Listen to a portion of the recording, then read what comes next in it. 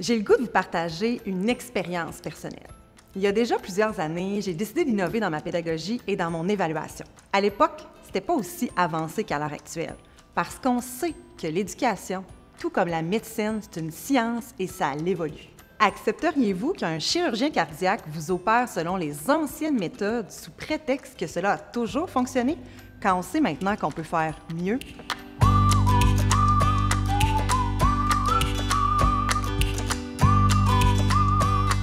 Alors, avec toute ma belle naïveté, lors de ma rencontre de parents, j'explique que je vais évaluer autrement, qu'il y aura peu de résultats en pourcentage, qu'ils recevront peu d'examens à faire signer à la maison, ni de revues de semaine, mais que je vais utiliser la rétroaction, que je vais faire des observations avec mes élèves qui travaillent en équipe pour évaluer, que je vais passer des entretiens à l'oral, que je vais utiliser des grilles qui vont recevoir des codes de couleurs, des lettres, des commentaires. Plus j'utilise des moyens d'évaluation variés, plus mes élèves ont des façons de démontrer leurs apprentissages. Je suis hyper motivée. Dans ma tête, je me dis, je vais leur donner le plus de preuves d'apprentissage possible.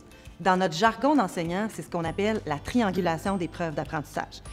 Les parents auront tellement de communication sur l'apprentissage de leurs enfants qu'il y aura peu de questions à la rencontre de parents lors du premier bulletin, qu'on va juste pouvoir s'asseoir ensemble puis collaborer pour la réussite de leur enfant.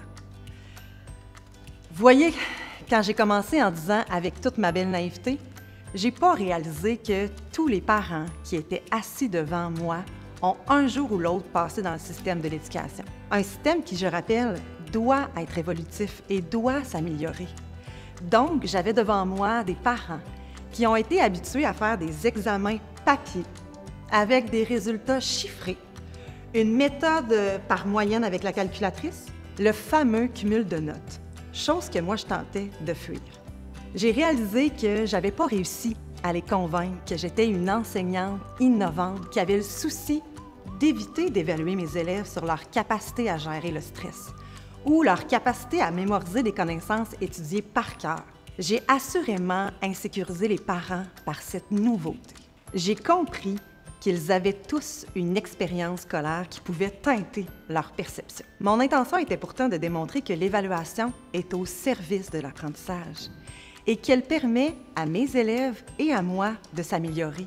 Mon rôle est de bien les guider à atteindre les cibles d'apprentissage.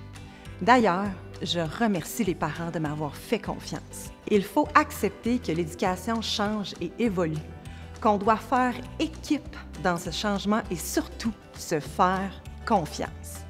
Nos rôles sont complémentaires. Les rencontres de parents sont devenues des moments d'échange sur la progression de leur enfant. L'élève présentait lui-même ses preuves d'apprentissage et son profil d'apprenant, ses forces, ses capacités, ses défis, ses limites et ce qu'il doit faire pour s'améliorer et atteindre les exigences. C'est mieux que de recevoir un 72 %, non?